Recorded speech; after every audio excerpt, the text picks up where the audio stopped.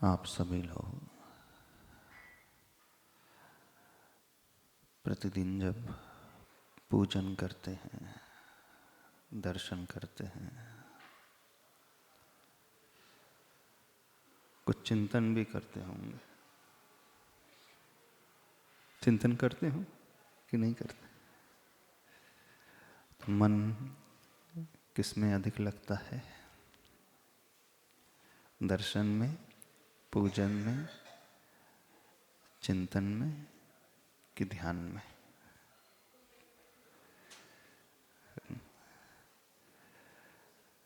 समय शिखर जी की वंदना किस किसने की है? सबने किया। ध्यान किया है टोको का। आज समय शिखर जी की टोको का ध्यान करा दे।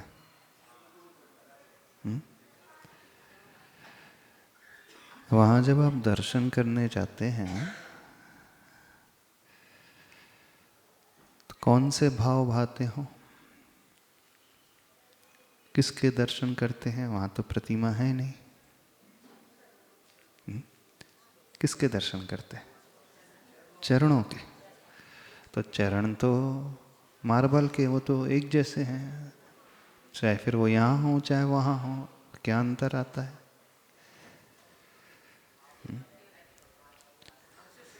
कौन से भाव वहां पर जाकर के आप भाते हो? बहुत सारे लोग हर वर्ष सम्मेद शिखर जी की वंदना करने जाते हैं, तो कौन से भाव पैदा होते मन में? किसे आप देखते हैं? चरणों को दर्शन कर लेते बस। तो क्या कुछ ना कुछ तो होता हुआ ना।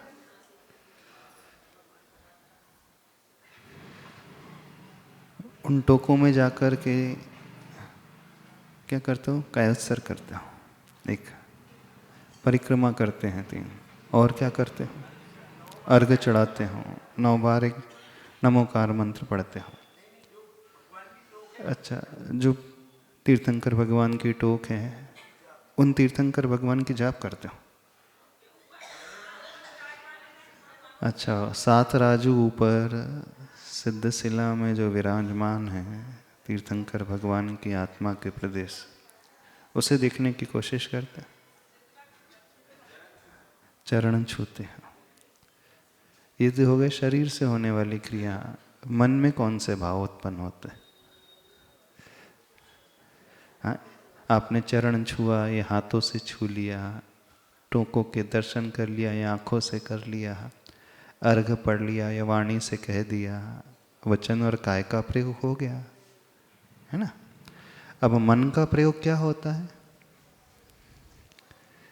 मन का कुछ प्रयोग होता है कि नहीं होता है? मन, वचन और काय जब तीनों का प्रयोग होता है तो हमें लाभ मिलता है, और तीनों में भी सबसे महत्वपूर्ण मन है। तो मन में कौन सा विचार आता है उन टोकों को देख करके, छू करके, अर्घ पढ़ करके, परिक्रमा करके? कोई विचार नहीं आता? क्या विचार आता? वहां बैठ करके यदि आप 9 बार नमोकार मंत्र पढ़ रहे हो, कायोत्सर्ग कर रहे हो, अथवा तीर्थंकर भगवान विशेष की जाप कर रहे हो, जो भी कर रहे हो, कुछ विजुलाइज करते हो, कोई धारणा बनाते हो? कोई धारणा नहीं। उससे कुछ ऊर्जा लेते हो? क्या होता है? अब वो है तो सिर्फ माटी ही है, वहां तो कुछ है नहीं। हाँ, सम्मेद शिखर की प्रत्येक टोक में जहां से वे तीर्थंकर भगवान मुक्त हुए हैं, उसी स्थान से, उसके आसपास से करोड़ों करोड़ मुनिराज भी मुक्त हुए हैं। तो वो माटी, वो भूमि, वो क्षेत्र आज भी वर्तमान में भी उन वर्गणाओं से सहित है, उस एनर्जी से सहित रहता है।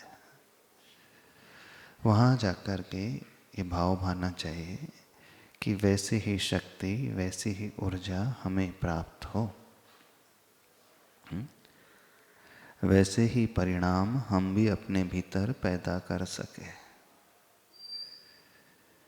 क्योंकि प्रभु के पास सिद्ध क्षेत्र में, अतिशय क्षेत्र में वंदना करने के लिए जो जाया जाता है, मात्र दर्शन उद्देश्य थोड़ी होता, कुछ पाने का उद्देश्य होता है ना। उन जैसी शक्ति, एनर्जी को, उन जैसे गुणों को पाने का उद्देश्य। चलो आज जो है सम्मेद शिखर जी की उन टोकों को अपने ध्यान का विषय बनाएं और यह धारणा बनाएं कि उन चरणों से एक एनर्जी निकल करके हमारे हृदय में प्रविष्ट हो रही है। अब वो कैसे होगी तो देखना, जैसे आप लोग मोबाइल यूज़ करते हैं किसी से बात करने के लिए, तो क्या करते हो? नंबर डायल करते हो, है ना। जैसे ही आपने नंबर डायल किया तो तुरंत आपका कनेक्शन पर्टिकुलर उस व्यक्ति से जुड़ जाता है, उसकी मोबाइल में रिंगटोन बजने लगती है। अब वो भले ही हजारों किलोमीटर दूर भी क्यों ना हो, व्यक्ति अमेरिका में भी क्यों ना हो, आपने नंबर डायल किया और तुरंत कनेक्शन हो जाता है। बीच में कोई तार वगैरह होता है? जैसे लैंडलाइन में तो केबल होता है। अब यहाँ पर कोई ऐसी लाइन दिखाई देती तो फिर कैसे कनेक्शन जुड़ता है बताइए? आपने नंबर डायल किया और तुरंत उसी व्यक्ति का मोबाइल बजता है और आजू बाजू वाले व्यक्ति का मोबाइल नहीं बजेगा। जिस नंबर को आप डायल करते हैं, कनेक्शन कैसे जुड़ता है? सैटेलाइट के थ्रू वेव होती हैं, तरंगे होती हैं इस आकाश मंडल में। सैटेलाइट के थ्रू वो तरंगे हमेशा प्रवाहित होते रहती हैं। तो जिस नंबर को आप डायल करते हो, पर्टिकुलर उसी फ्रिक्वेंसी की जो वेव्स होती हैं, आपका कनेक्शन उस पर्टिकुलर मोबाइल से जुड़ जाता है। तो किसी से बात करना हो, भले ही वो बहुत दूर हो, तो बात करने के लिए अथवा उसे देखने के लिए, वीडियो कॉन्फ्रेंसिंग करने के लिए, वीडियो कॉल करने के लिए एक वेवलेंथ की आवश्यकता होती है, पर्टिकुलर फ्रिक्वेंसी वाली। और वह वेवलेंथ या तो आप नंबर डायल करके कर सकते हो, नाम ले करके कर सकते हो, XYZ कोई भी माध्यम का उपयोग कर सकते हो। मात्र मोबाइल रहने से कनेक्शन नहीं जुड़ता है। मोबाइल आपके पास भी है, उसके पास भी है, तो आपका कनेक्शन नहीं जुड़ेगा। कनेक्शन कब जुड़ेगा? जब नंबर डायल करोगे अथवा कुछ कहोगे वॉइस के माध्यम से। ऐसे ही प्रभु तो सिद्धालय में विराजित है, उनकी आत्मा के प्रदेश। हम यहाँ पर हैं। अब हम उनसे कुछ चाहते हैं, उस ऊर्जा को चाहते हैं, तो हमें क्या करना होगा? उनसे कनेक्शन जोड़ना होगा। तो उनसे कनेक्शन जोड़ने के लिए कौन सा नंबर है? कोई नंबर हुआ कि नहीं? मोबाइल, जैसे मोबाइल में नंबर होता है वैसे ही कुछ होता है कि नहीं कनेक्शन जोड़ने के लिए? हाँ, तो उनसे कनेक्शन जोड़ने के लिए कोई नंबर की आवश्यकता अथवा कोई मंत्र की आवश्यकता अथवा कोई बीजाक्षर की आवश्यकता होती है। तो पर्टिकुलर उस मंत्र को अथवा उस बीजाक्षर को जब हम अपने मानस पटल पर लेकर के आते हैं और ये भाव भाते हैं कि मेरा जुड़ाव उन सिद्ध परमेष्ठी से, अथवा ढाई द्वीप में अभी भी तीर्थंकर भगवान हैं, विद्यमान 20 तीर्थंकर तो रहते ही हैं। तो कोई बीजाक्षर अथवा मंत्र के माध्यम से जब हम उन्हें याद करते हैं तो तुरंत हमारा जुड़ाव उनसे हो जाता है। और जहाँ जुड़ाव होगा तो फिर वो एनर्जी का ट्रांसफॉर्मेशन होता है। दूरी कोई मैटर नहीं करती। जैसे मोबाइल में भी आप दूसरे रूम में कोई बैठा हुआ व्यक्ति है, उससे बात करना है तो आपका मोबाइल कैसे कार्य करता है जानते हो?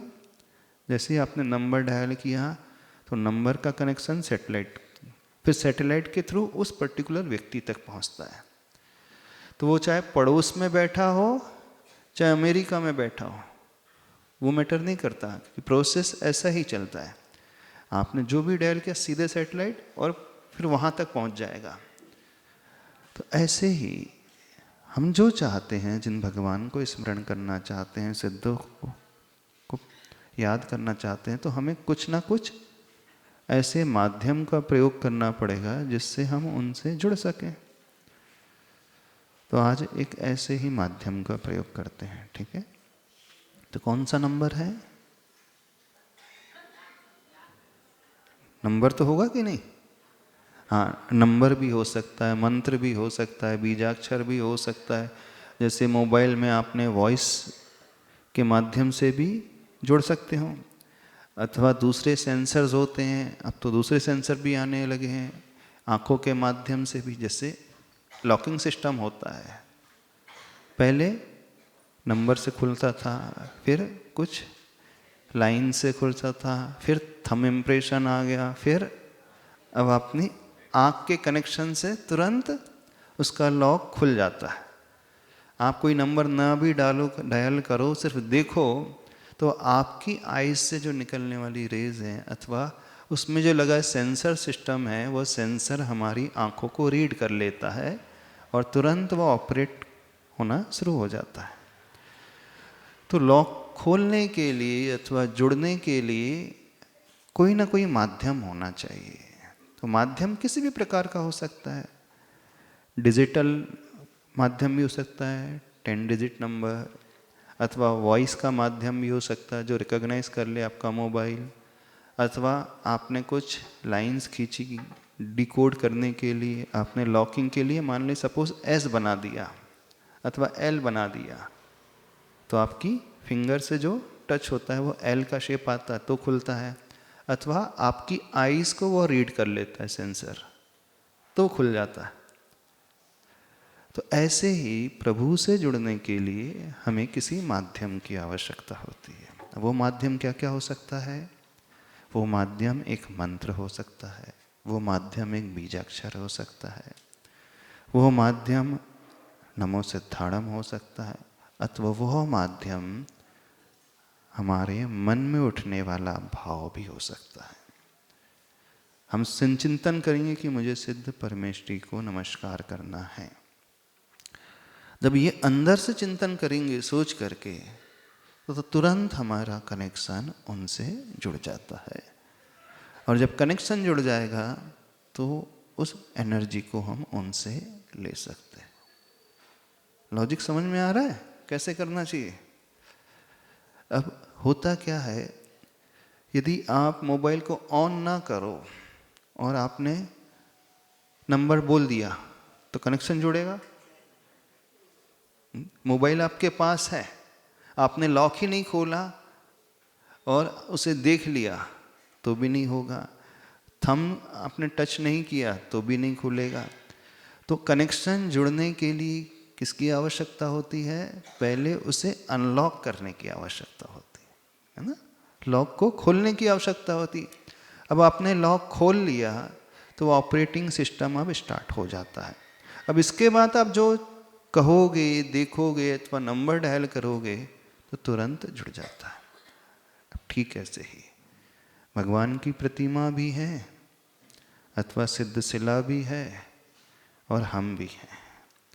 अब भगवान की प्रतिमा और हम में अथवा कोई श्रावक, उनमें कनेक्शन कैसे जुड़ेगा? जब हम उस लॉक को खोलेंगे तो कनेक्शन जुड़ेगा। सपोज मोबाइल रखा है आपके हाथ में और आपने उसे अनलॉक नहीं किया तो मोबाइल होना नहीं होना एक बराबर। ऐसे होता है कि नहीं? कैसा होता है? कैसे ऑपरेट करते हो मोबाइल को? मोबाइल को ऑपरेट करने के लिए सर्वप्रथम कुछ लॉक को खोलना पड़ता है, फिर नंबर डायल करना पड़ता है, फिर वो जुड़ता है। ऐसे ही अब भगवान की प्रतिमा अथवा सिद्धालय में विराजित सिद्ध भगवान अथवा आप सम्य शिखर पहुँचे हों, वो टोंक, ये सब कैसे हैं? उस मोबाइल की भांति, इस इंस्ट्रूमेंट की भांति। ठीक है। अब हमारा जुड़ाव कब होगा? जब हम लॉक खोलेंगे और पर्टिकुलर नंबर डायल करेंगे। अब बिना लॉक खोले हम सीधे भगवान के पास आ जाएं तो कोई लाभ होगा? होगा? आपको बैटरी रिचार्ज करना होता है मोबाइल की, सॉकेट के सामने आपने मोबाइल को रख दिया तो चार्ज हो जाएगा? चार्ज कब होता है? जब कनेक्शन जुड़ता है, प्लग लगाते हो, और कनेक्शन दोनों जगह जोड़ना चाहिए, एक सॉकेट में भी और पिन मोबाइल में भी। तो जहाँ कनेक्शन जुड़ेगा तो वो बैटरी चार्जिंग स्टार्ट होती है, और कनेक्शन थोड़ा सा लूज रहा तो क्या होगा? चार्ज ही नहीं होगी बैटरी। तो सबसे इंपॉर्टेंट क्या है? कनेक्शन को जोड़ना। ऐसे ही प्रभु के साथ भी है। प्रभु एक मोबाइल की भांति है और हम उस यूजर की भांति है। ठीक है। अब हम चाह रहे हैं प्रभु से कुछ पाना, हम चाह रहे हैं सिद्धों से कुछ पाना, हम चाह रहे हैं अपनी बैटरी को चार्ज करना। तो हमारी बैटरी कैसे चार्ज होगी? अब जो सॉकेट में आप प्लग लगाते हो तो वो सॉकेट के थ्रू, वो प्लग के थ्रू वो इलेक्ट्रिसिटी आती है। इलेक्ट्रिसिटी आ कहाँ से रही है? पावर हाउस से। ठीक है। पावर हाउस के थ्रू फिर ट्रांसफार्मर, फिर ट्रांसफार्मर्स पे आपके घर में जो मीटर लगा है, फिर मीटर ऑन होता है तो फिर वहाँ तक इलेक्ट्रिसिटी का कनेक्शन जुड़ा ही रहता है। अब आपने प्लग इंसर्ट किया, स्विच ऑन किया, तब वो इलेक्ट्रिसिटी का ट्रांसफर होता है। ऐसे तो जो मेन सोर्स है इलेक्ट्रिसिटी का, बिजली का, वो क्या है? Thermal power station. कोई भी स्टेशन जहां इलेक्ट्रिसिटी जनरेट हो रही है, अथवा कोई जनरेटर। तो ऐसे ही एनर्जी का मेन सोर्स कौन है? वे प्रभु, अथवा सिद्धालय में विराजित वे सिद्ध भगवान। ठीक है। कंसेप्ट समझने की कोशिश करना।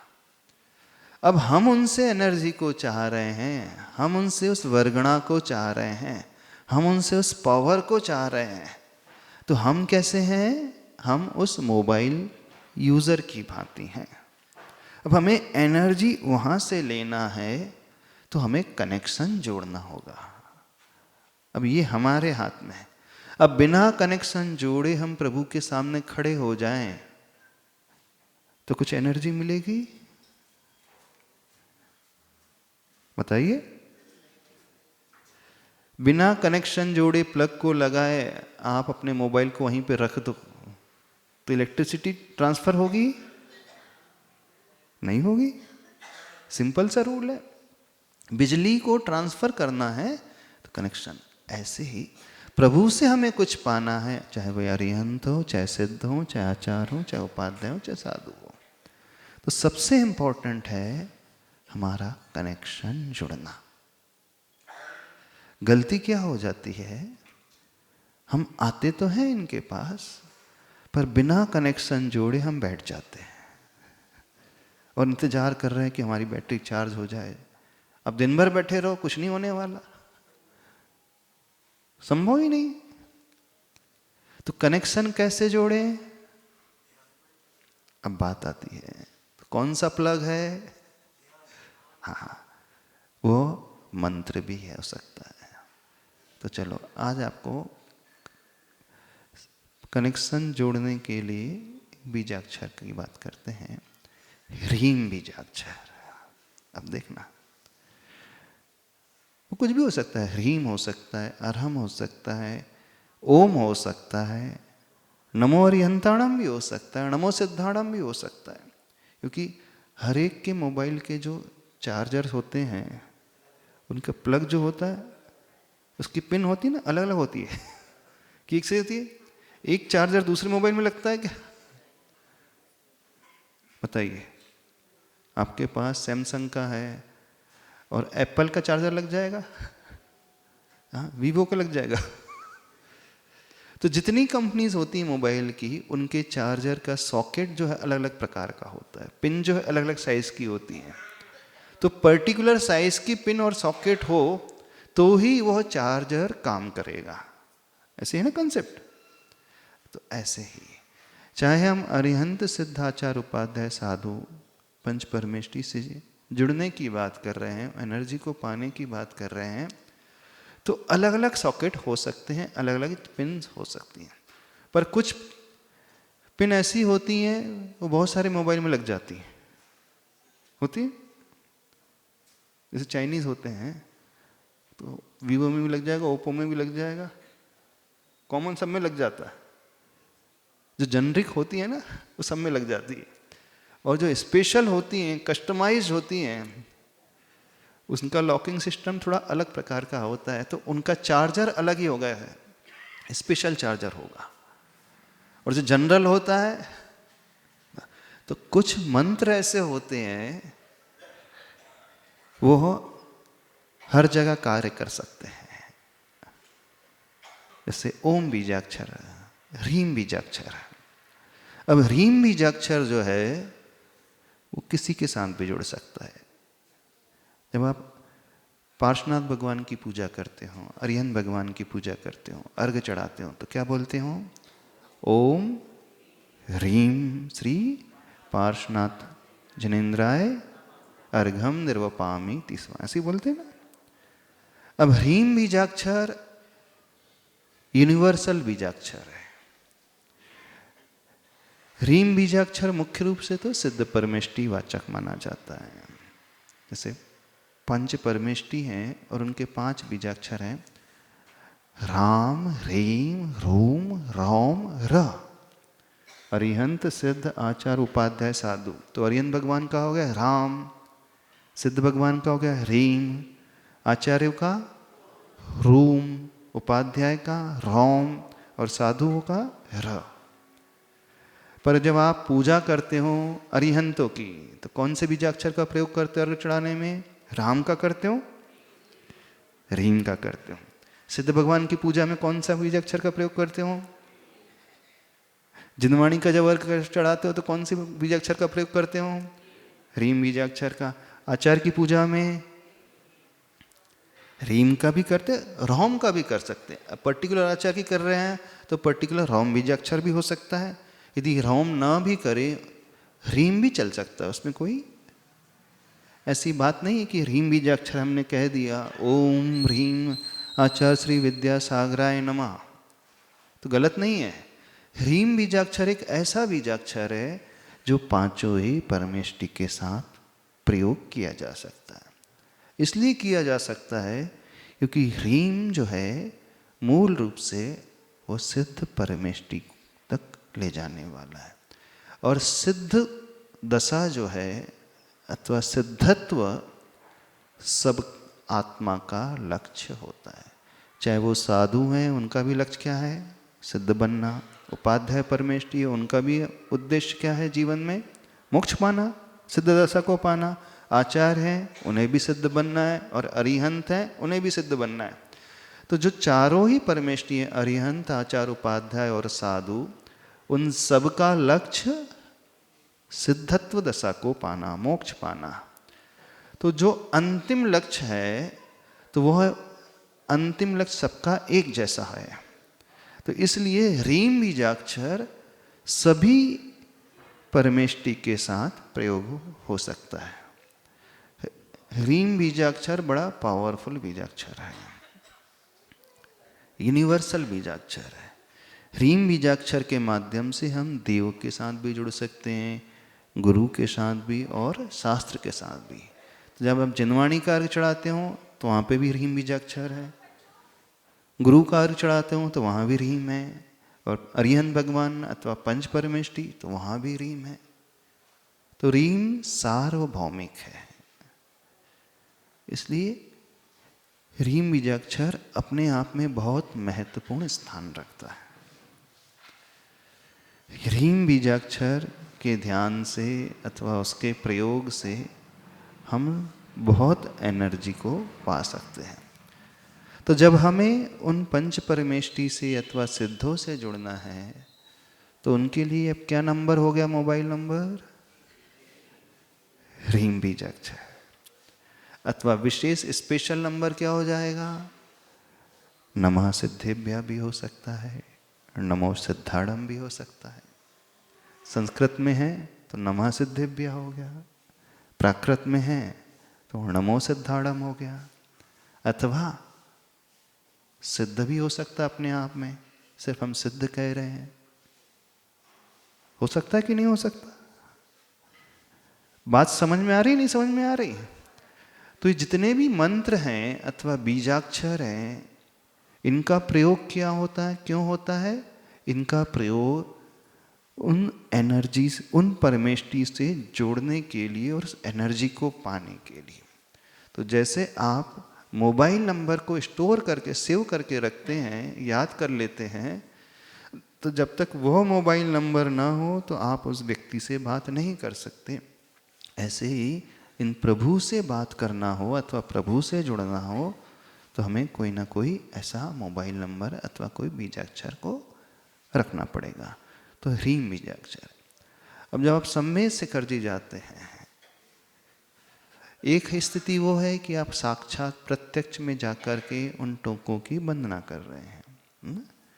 जैसे आप गौतम गणधर की टोक में गए अथवा चंद्रप्र भगवान की टोक में गए, टोकों के दर्शन किए, गवासन में बैठ कर के नमस्कार किया, उन चरणों को आपने, चरण चिन्हों को स्पर्श किया और माटी को स्पर्श किया, अपने माथे में लगाया, ये हो गया साक्षात। अब मान लीजिए हम बहुत दूर हैं, यहाँ बैठे हैं। अब सम्मेद शिखर जी यहाँ से कितना किलोमीटर है? 1000, सपोज मान लीजिए 1000।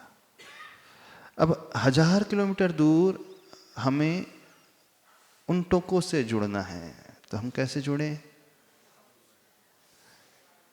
कैसे जुड़े बताओ? कुछ लोग होते हैं रोज अर्घ चढ़ाते हैं, प्रत्येक टोक का होता है ना।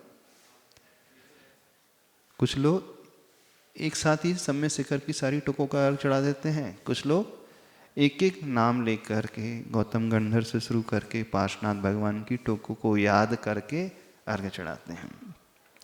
अब हम इतनी दूर बैठे हैं, तो इतनी दूर बैठ कर के उनसे जुड़ सकते हैं कि नहीं जुड़ सकते? हाँ, जुड़ सकते हैं। और फीलिंग बिल्कुल वैसी ही आ सकती है। एक एग्जाम्पल देते हैं। जब आप रात्रि में सोते हैं और आप सपना देख रहे हैं, ठीक है, आपने सपना देखा, सपना थोड़ा भयानक था कि आपके चारों तरफ आग लग गई है। घर में चारों तरफ आग लग गई है और आग धीरे धीरे धीरे धीरे आपके निकट आने लगी, आ रही है। तो अचानक क्या होता है? एकदम आपकी नींद खुल जाती है डर से। हाँ, आपकी पूरी बॉडी पसीने से तरबतर हो गई, आपका बीपी एकदम शूटअप हो चुका है, हार्ट बीट तेजी से चल रही है। लेकिन जैसी आंखें खुली तो आपने देखा आग तो है नहीं कहीं। पर आप सपने में क्या देख रहे थे? आग से घिरे हुए हैं। पर वास्तविकता में वो आग थी, वहां आग थी ही नहीं। जब आग थी ही नहीं तो आप पसीने से तरबतर क्यों हो गए? आपकी हार्ट बीट तेज क्यों हो गई? बीपी शूटअप क्यों हो गया? बताइए। आग तो थी नहीं वहां। पर आपका मन क्या कह रहा था, आपका ब्रेन क्या कह रहा था कि मैं आग से घिर चुका हूं। अब मस्तिष्क में जो विचारधारा चल रही थी और उसी के अनुरूप आपकी फिजिकल बॉडी में चेंजेस होने लगे थे, हो ना। हार्ट बीट बढ़ गई, इसका मतलब क्या है? चेंजेस हो रहे हैं। तो हमारी बॉडी में चेंजेस वो रियलिटी में जो हो रहा है उस पर डिपेंड नहीं करता है। हम क्या सोचते हैं उस पर डिपेंड करता है। सपने में जो आप देख रहे थे अग्नि से घिरे हुए हैं, तो आपका माइंड क्या सोच रहा था? वो ये नहीं सोच रहा था कि अग्नि नहीं है, वो ये सोच रहा था मैं अग्नि से घिर चुका हूं। और जबकि सत्यता यह थी कि अग्नि थी नहीं वहां पे। पर विचार क्या आ रहा था? अब अग्नि मेरे निकट आते जा रही, सब जला रही, तो मुझे भी जला देगी। जब मुझे भी जला देगी तो अंदर से एक डर का भाव पैदा हो गया, अपने आप को बचाने का भाव पैदा हो गया। ये भाव पैदा होने लगा कि मेरा क्या होगा, कहीं मेरी जान ना चले जाए। तो व्यक्ति एकदम डर जाता है। तो मन में जो भाव पैदा हो रहा था और उसी के अनुरूप आपकी बॉडी में भी चेंजेस हो रहे थे। लेकिन सत्यता यह थी कि वहां कुछ था ही नहीं ऐसा। तो कहने का अभिप्राय यह है कि हम वास्तव में वह दृश्य देख रहे हैं, वहीं पर हों, तभी हमारे बॉडी में चेंजेस आते हैं, मन में चेंजेस आते हैं, ऐसा नहीं। हम जो सोचते हैं, जो विजुलाइज कर लेते हैं, उसी के अनुसार हमारे मन में भी परिवर्तन आता है। और मन में ये विजुलाइजेशन आ रहा है कि आप सम्यक शिखर जी की वंदना कर रहे हैं, तो उस समय आपकी फिजिकल बॉडी में भी वैसे चेंजेस हो जाएंगे और कर्म का आश्रय भी वैसे ही होता है। समझना, कर्म का आश्रय ऐसा नहीं होता कि जब सामने ही कोई व्यक्ति हो, सामने ही वो निमित्त हो, सामने ही वो वस्तु हो, तो आश्रय होगा। हम क्या थॉट प्रोसेस अपने भीतर अपना रहे हैं, क्या विचारधारा हमारी चल रही है, उसी के अनुरूप आश्रय होता है। अब जैसे हम कहें इमली, इमली देखी सबने? इमली खाई है सबने? अब मुंह में पानी कैसा टेस्ट आने लगा? इमली का नाम सुनते ही थोड़ा सा दांतों में आने लगता है कि नहीं? अब आपके सामने इमली है ही नहीं, लेकिन आपने इमली का नाम सुना। अब सुनने के पश्चात आपके ब्रेन में कौन सी इमेज आने लगी? वो इमली की आकृति आने लगी, अथवा वो दृश्य आने लगने लगा जब आपने इमली की चटनी खाई होगी। और याद ही नहीं आने लगा, आपके मुख का टेस्ट भी बदलने लगता है कि नहीं, जबकि वो इमली है ही नहीं यहां पर। तो कहने का इंटेंशन ये है कि वो वस्तु सामने हो अथवा उसे हम अपने जिह्वा में रखें तो ही वो भाव पैदा होते हैं, ऐसा नहीं। हमने विजुलाइज कर लिया तो हो गया सब कुछ। तो हम सम्यक शिखर में हैं और से उस टोक को देख रहे हैं, छू रहे हैं, तो ही हमें पुण्य मिले, इससे कोई फर्क नहीं पड़ता। यहाँ बैठे हैं और हम याद कर रहे हैं प्रत्येक टोक को, और मन में वो भाव ला रहे हैं कि मैं एक एक टोक को स्पर्श कर रहा हूँ, अपने माथे को झुका रहा हूँ, तो आपकी मेंटलिटी भी वैसी ही होने लगी। और उस मेंटली के अनुरूप आपका मनोयोग, और मनोयोग के अनुरूप वैसे ही शुभ कर्म का, पुण्य कर्म का आश्रय होने लगता है। होने लगता है कि नहीं? अब देखना, जब हम भगवान को याद कर रहे हैं, पार्श्वनाथ भगवान है नहीं यहाँ, पर हमने कहा पार्श्वनाथ भगवान की जय। अब मन में क्या विचार आ गया? हमें दिखने लगी पार्श्वनाथ भगवान की इमेज। अब सामने नहीं है। अब हमने सोचा कि पार्श्वनाथ भगवान, अब प्रतिमा नहीं, अब हमें दिखने लगे पार्श्वनाथ भगवान ओरिजिनल। तो फल बिल्कुल वैसा ही मिलेगा जैसे हम साक्षात प्रभु के सामने।